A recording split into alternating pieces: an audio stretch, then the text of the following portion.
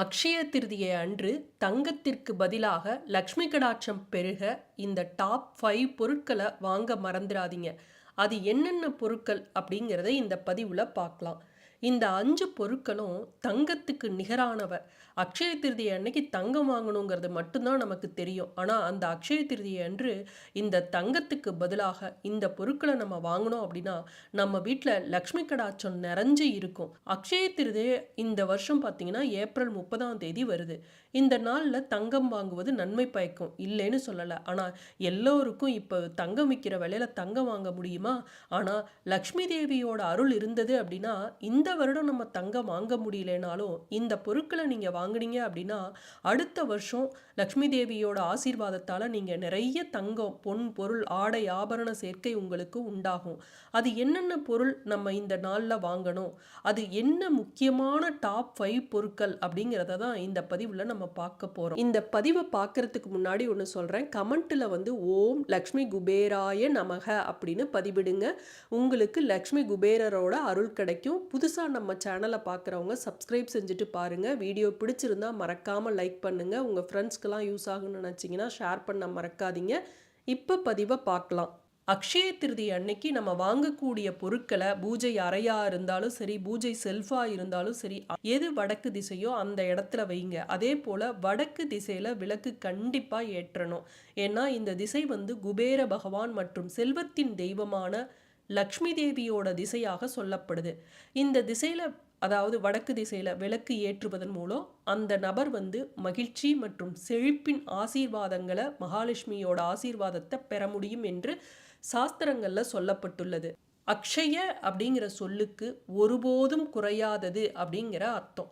அதாவது குறைவில்லாத அதிர்ஷ்டம், செல்வம், மகிழ்ச்சி, வெற்றியை பெற வேண்டும் என்பதற்காகவே இந்த அக்ஷய திருதிய நாளில் மங்கள பொருட்களை வாங்குவது, மங்கள காரியங்கள் செய்வது, அது மட்டும் இல்லை நிறைய சுப காரியங்களை இந்த நாள்களில் செய்வது, புதிய செயல்களை துவங்குவது, இது மாதிரி செயல்களை நம்ம செய்கிறோம். இந்த அக்ஷய திருதிய நாளில் நம்ம செய்யக்கூடிய அனைத்து செயல்களும் வெற்றியை தரும், அது வளர்ந்து கொண்டே இருக்கும் அப்படிங்கிறது ஐதீகம். அதனால தான் செல்வம் மட்டுமின்றி, அதாவது தங்கம் வாங்கிறது மட்டுமின்றி ஆன்மீக தொடர்புடைய காரியங்கள், தியானம், மந்திர ஜபம், பரிகாரங்கள் இதெல்லாம் செய்யறதுனால அதனுடைய பலனானது நமக்கு வளர்ந்து கொண்டே இருக்கும் அப்படின்னு அர்த்தம். அதனால தான் இந்த நாளில் இந்த மங்கள பொருட்களை, லக்ஷ்மி கடாட்சம் கொடுக்கக்கூடிய இந்த பொருட்களை நம்ம கண்டிப்பாக இந்த நாளில் வாங்கணும். இந்த நாளில் சூரியன் மற்றும் சந்திரன் 2 பேர்த்தோட முழு சக்தியும் இந்த நாளில் இருக்குது. இந்த நாளை அஹா தீஜ் அப்படின்னு வட மாநிலங்களில் சொல்லுவாங்க. அக்ஷய திருதிய நாளில் செல்வத்திற்கு அதிபதியான மகாலட்சுமியும் பெருமாளையும் வழிபடுவதால் வாழ்க்கையில் பலவிதமான நலன்கள் கிடைக்கும். அக்ஷய திருதிய நாள் அப்படிங்கிறது சித்திர மாசத்துல வரக்கூடிய வளர்பிறை திருதியை நாளை தான் நம்ம அக்ஷய திருதிய நாளாக கொண்டாடுறோம். அக்ஷய திருதியை அன்று ரோகிணி நட்சத்திரமும் திருதியை நட்சத்திரமும் இணையக்கூடிய நாள். இந்த அக்ஷய திருதிய நாளில் நாம் என்ன செய்தாலும் அதனுடைய பலன் பெருகிக்கொண்டே போகும். அப்படிங்கிறதுனால வெள்ளி, தங்கம் மட்டும்தான் வாங்கினா அது பெருகிக்கொண்டே போகும் அப்படின்னு நினைக்கிறோம். அதற்கு நிகரான பொருட்கள் எத்தனையோ இருக்குது. அதில் முக்கியமான டாப் 5 பொருட்களை தான் நம்ம பார்க்க போகிறோம். இந்த வெள்ளி, தங்கம் அப்படிங்கிறதெல்லாம் நம்ம செல்வத்துக்கு நிகராக சொல்கிறோம் இல்லையா? இந்த செல்வத்திற்கு நிகரான புதிய வீடு, புதிய வாகனம், நிலம் வாங்குவது, தர்மங்கள் செய்வது, இதெல்லாம் இந்த நாளில் நம்ம செய்யலாம். இந்த நாளில் நாம் தானமாக கொடுக்கும் பொருளும் சரி, வாங்கும் பொருளும் சரி, அது பெருகிக்கொண்டே போகும். அதனால் நீங்கள் தானம் கொடுத்தீங்க அப்படின்னாலும் அதனுடைய பலனானது உங்களுக்கு பல மடங்காக உங்களுக்கும் உங்கள் தலைமுறையினருக்கும் சேரும். சரி, என்னென்ன பொருட்கள் அப்படிங்கிறத இந்த பதிவில் பார்க்கலாம். இது கல்லுப்பு. இதுக்கு 10 ரூபாய் இருந்தால் கூட நீங்கள் போதும். கல்லுப்பு கடல்ல இருந்து தோன்றியது. மகாலட்சுமியும் கடல்ல இருந்து தோன்றியவர்கள்.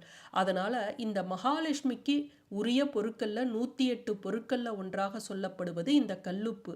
இந்த கல்லுப்பை நீங்க இந்த நாள்ல மறக்காம 10 ரூபாய் கொடுத்து நீங்க வாங்கி வைக்கலாம். இதை இந்த வருடம் நம்ம வாங்கி வைக்கிறதன் மூலம் அடுத்த வருடம் நமக்கு தங்கம் வாங்கக்கூடிய யோகம் நமக்கு கிடைக்கும். அடுத்தது பார்த்தீங்கன்னா வெள்ளி நாணயம்.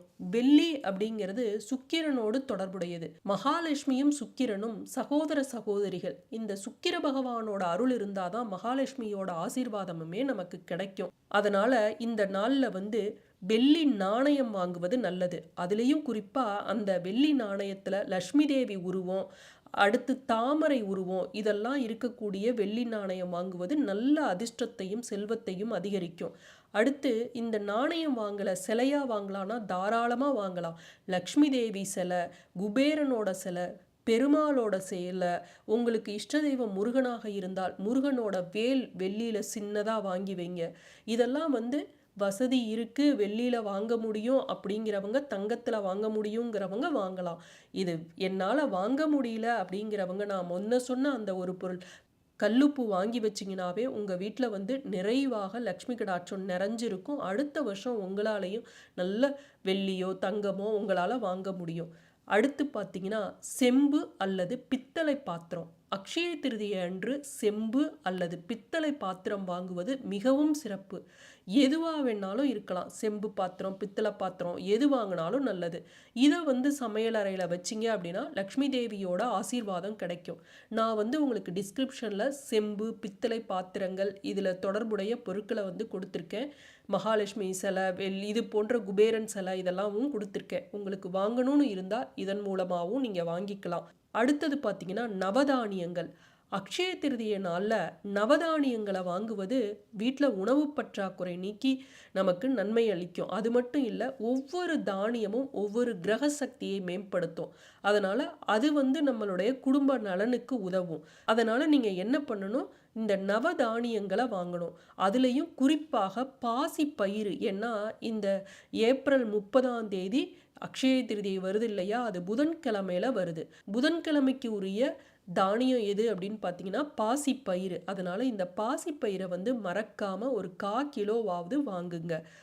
பருப்பு, அதே போல் நம்ம சமையலுக்கு பயன்படுத்தக்கூடிய பருப்பு வகைகள், துவரம்பருப்பு, உளுந்தம்பருப்பு, பாசிப்பருப்பு, என்ன பருப்பாக வேணாலும் இருக்கலாம். அதை இந்த நாளில் வாங்குங்க.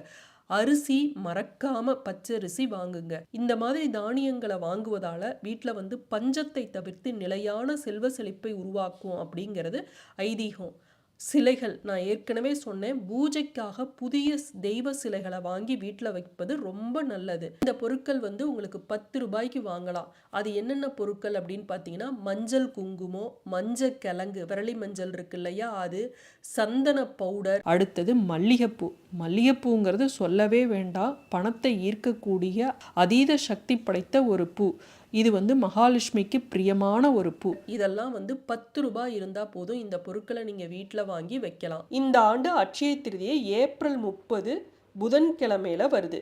பொண்ணு கிடைச்சாலும் புதன் கிடைக்காதும்பாங்க. அப்படிப்பட்ட ரோகிணி நட்சத்திரமும் புதன்கிழமையும் சேர்ந்து வரக்கூடிய நாளில் அட்சய திருதியை அமைஞ்சிருக்கு. தவற விட்டுடாதீங்க. மீண்டும் அடுத்த காணொளியை சந்திப்போம். நன்றி, வணக்கம்.